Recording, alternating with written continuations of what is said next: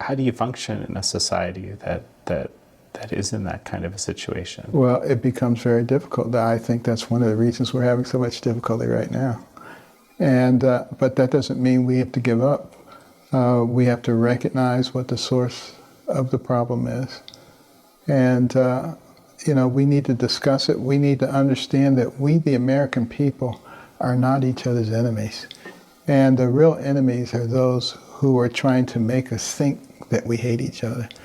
That person who lived across the street from you peacefully for the last 20 years is not suddenly your enemy because they have a different yard sign than you do. We have to stop buying into this stuff. I mentioned earlier that I feel like your story, which we only got to kind of the beginning of it, I think, earlier. I want to touch on it a little more, but was a personification of this American dream, and that many got, actually, right? What's the status of the American dream today in your mind? Well, I think there are still those who push very hard. Here's something that's very interesting. There's a wealth gap that exists in our country. I think everybody recognizes pretty substantial between blacks and whites.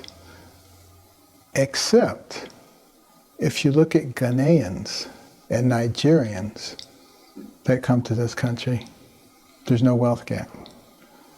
Now, if you know families from those places, what you know is that there's a tremendous emphasis on family and education, and they've eliminated the wealth gap. So I wonder if perhaps there is something that we should glean from that. And recognize that the American dream is alive and well, but you're not entitled to it. You have to work for it. And that was what people wanted. They wanted to come, they said, I don't care that I have to work hard as long as I get to benefit from that hard work. Somebody else doesn't come along and say, well, I'm taking your stuff because you don't really deserve it. You've commented on this recent election in Virginia, right? That it was kind of a, well, actually, let me ask you, what is your comment on the election in Virginia? Well, I was very pleased to see people willing to cross the political barriers and vote on what was an important issue, and that is who has the right to say how your child should be educated. Do your children belong to you, or do they belong to the state? And I think that was an issue that Democrats, Republicans, Independents all could come together on. And I think there are many issues that they could all come together on. When you look at the economy right now, the tremendous inflation, more so than in the last 30 years, what's causing it? Well, one of the big drivers are energy costs. That was a self-inflicted wound. Stopping the Keystone Pipeline on day one, putting in place regulations for energy production to shut down a lot of what was going on already. We had become energy independent. We're a net exporter of energy. The costs were very low. We had the cleanest air and water since we've been measuring air and water cleanliness. And we just chucked all of that. Well, of course, that's going to drive the cost of energy up tremendously. And who's going to suffer from that? Not the rich. It's the people who most need our sympathy, who most need our encouragement, who most need opportunities, who are being hurt by that the most. And if we were intelligent people, we would say, let's not throw away all the things that have given us energy independence and freedom, but let's do work on green energy, on renewable energy. There's no reason that we can't pursue both of those things at the same time and substitute green energy as it becomes more practical. And I think that's the kind of leadership that we need in our country, not knee-jerk, because those people did that, we're not going to do it. You know, that's like third grade stuff. Apologies to the third graders.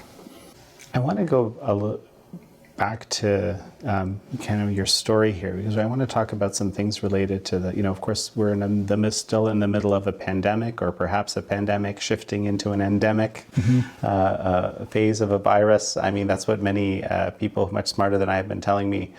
I want to talk a little bit about that. Before that, I thought, hey, let's talk about sort of just very briefly your kind of transition from becoming an A student and your mind opening up to becoming a neurosurgeon. There are many steps there, right?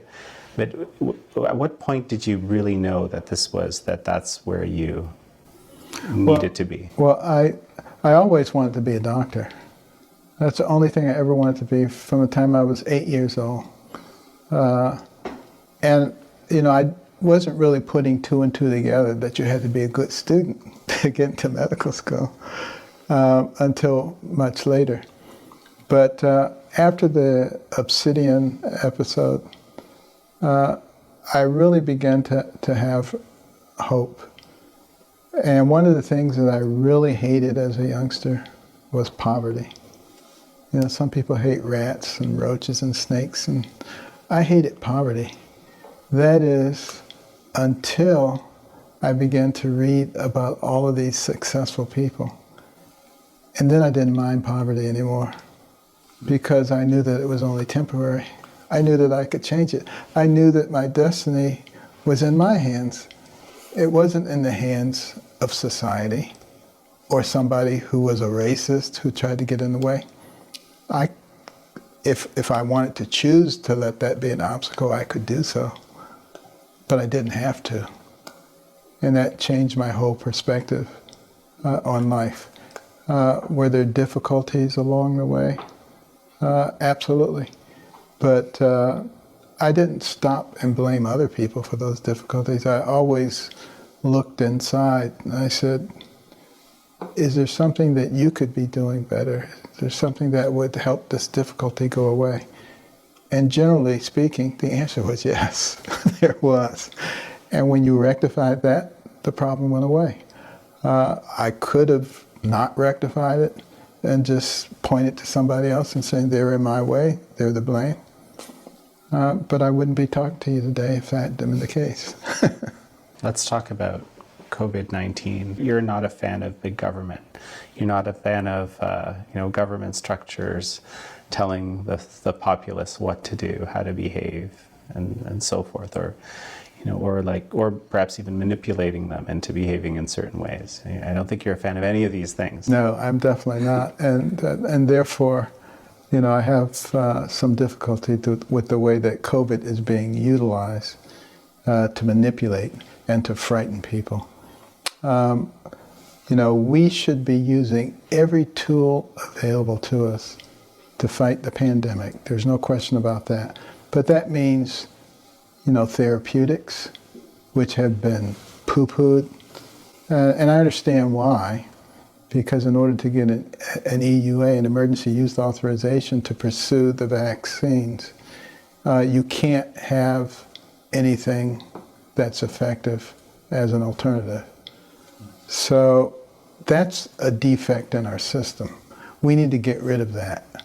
And we should be able to pursue all the different avenues and let them take us where they possibly can. I think a lot of people died unnecessarily because we had that attitude. And, you look at, the infusion of antibodies, monoclonal antibodies, a tremendous advantage, which was not really utilized the way it should be early on. There are many things that have been very effective that we have not pursued, including natural immunity.